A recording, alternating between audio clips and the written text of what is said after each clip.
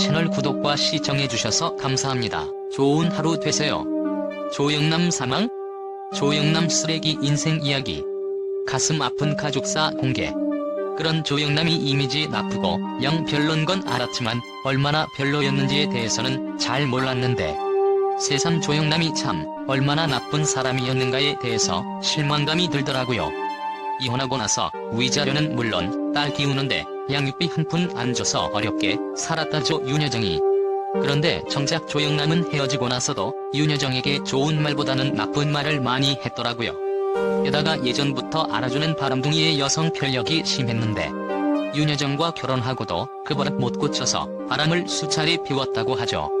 쌀독에 쌀이 있는 날보다 없는 날이 더 많았다고 하는 조여정 조영남의 신혼 살림. 그런데 그런 가정을 지켜준 윤여정에게 조영남 망언은 끝이 없더군요.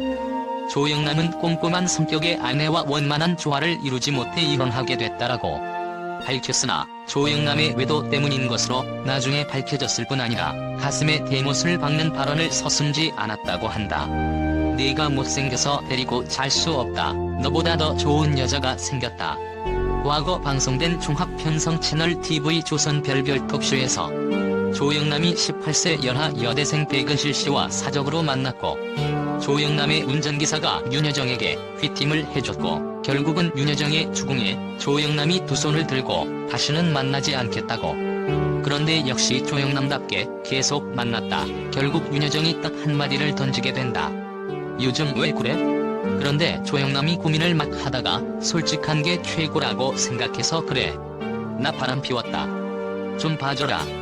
이렇게 얘기를 했고 내가 아빠, 남편 노릇 다 할 테니 사랑방 하나만 내줘라며 셋이 같이 살자는 제안하지만 윤여정은 그 제안을 받아들일 수가 없었고 결국 1984년에 윤여정이 한국으로 귀국한 후에 조영남과 이혼을 했다. 조영남은 10년여간 동거해온 백은실과 1995년 늦은 결혼식을 올렸다. 조영남은 백은실에 대해 여동생처럼 친구처럼 생각되었을 뿐 결코 연인의 감정은 아니었다. 예쁘고 스마트한 여자는 본 적이 없다. 그녀의 지성, 재치를 사랑했고 튀기 싫어하는 성격을 좋아했다고. 그녀는 자신을 여동생처럼 귀여워하는 자신에게 불만이 있었다고 이야기했다. 백은실과의 결혼에 대해 조영남은 당시 윤여정에게 내쫓김을 당하면서 자연스럽게 시작한 동거 생활이었으니 참다운 결혼 생활은 아니었다고. 또한 백은실과 결혼하며 딸 아이를 입양하는데 최근 온라인 커뮤니티에서는 조영남이 양딸에 관해 발언한 것이 이목을 끌고 있다. 인터뷰 당시 조영남은 자신의 양딸에 대해 이제 막 은지 가슴이 봉긋해지기 시작했다라고 말해 모두를 놀라게 했다. 엄청 사정해야 한번 보여줄까 말깐데 등에서 말래뻐. 환상적이라고. 그렇게 성스럽고 아름다운 걸 브래지어 속에 꼭꼭 숨기고 다녀야 하다니라고 말해 논란이 됐다.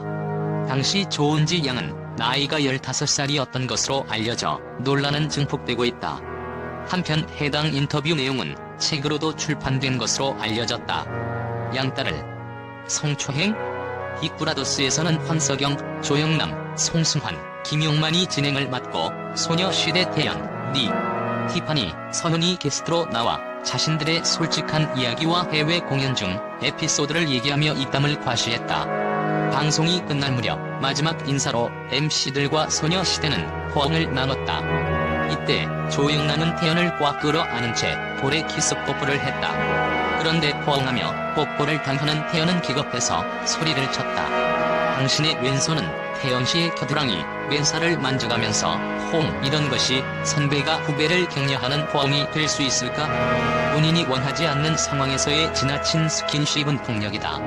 또한 TV조선 솔깃한 연애 토크 호박씨에 출연한 장윤정은 함께 출연한 조영남이 과거 자신에게 했던 발언을 공개해 이목을 모은 바 있다. 당시 방송에서 장윤정은 조영남씨가 기억을 할지 못할지 모르겠는데 처음에 만났을 때 마지막 기회가 있다면 너랑 결혼하고 싶다라는 얘기를 했다고 한다. 참, 이 남자의 여성 편력은 어디까지일까? 그뿐 아니라 나를 돌아봐에 출연해 제시에게도 돌발 고백했다. 당시 70세였던 조영남은 27세인 제시에게 오늘 본 사람 중 당신이 제일 예쁘다라고 칭찬. 이후 제시에게 내 남자친구가 되고 싶다며 돌발 고백하기도 했다. 당시 누리꾼들은 하여튼 주책이다, 카메라가 있는 앞에서 저러는데 농담 같지 않고 그냥 불쾌했음 등의 반응을 보였다. 과거 그가 성우 서유리에게 자신의 작품에 대해 호당 50만원가량 된다이에 리포터 서유리가 친분을 통해 작품을 조금 더 싸게 구입할 수 있겠느냐라고 묻자 그는 내 여자친구이 되거나 애인이 된다면 가능하다고. 우리 장모님은 나이가 어떻게 되시냐면서 내가 64학번이다. 서유리의 엄마는 내가 대학교 2학년 때 태어났다고 생각을 하고 입을 여는 건지 도대체가 이해할 수가 없군. 과거 여성동화에서의 그의 인터뷰를 보면 당신의 여성관이 궁금하다. 젊고 예쁘고 착하고 돈 많으면 최고 아니겠는가. 내가 인생에서 가장 중요하게 여기는 것이 이성, 즉 젊고 착한 여자다.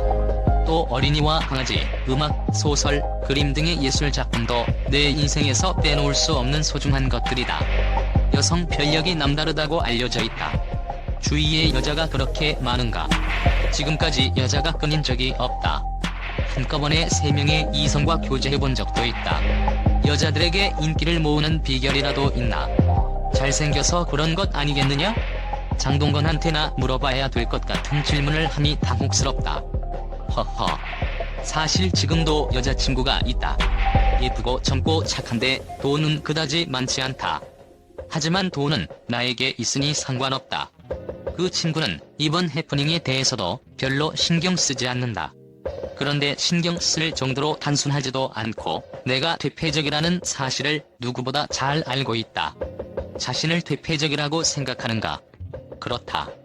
모두 그렇게 생각하고 있지 않은가? 3번째 결혼은 할 것인가? 서로 너무 깊이 사랑해 도저히 떨어져 살기 힘들면 그때 결혼할 것이다.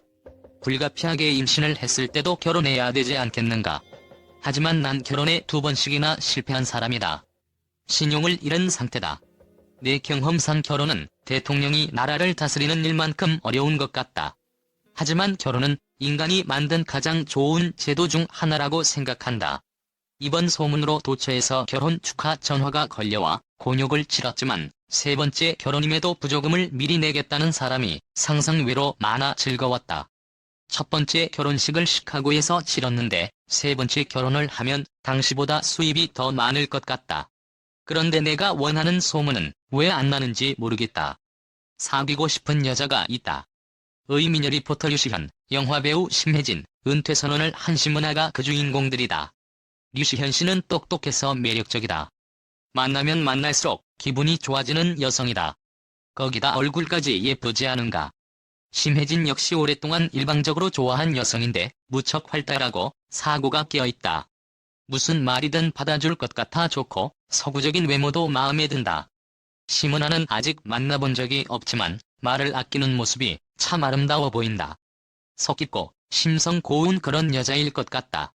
오래전부터 수도 없이 그런 내 맘을 공개적으로 밝혔는데도 언론이나 당사자들이 별 반응이 없어 섭섭하다.